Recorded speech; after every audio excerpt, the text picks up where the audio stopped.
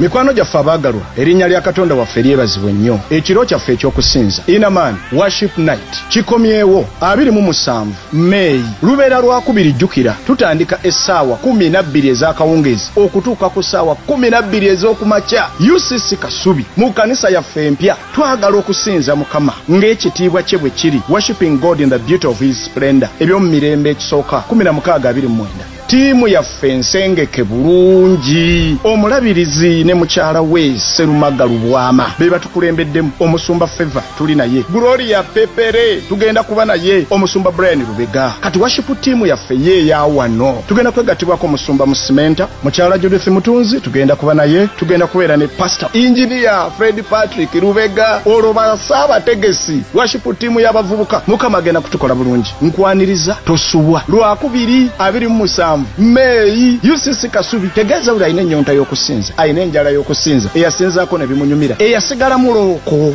ayagala okuwugira mu kubeerawo kwe Katonda agenda tukola ebyekisa banembaniriza Kasozi Robert Cephas mbalinze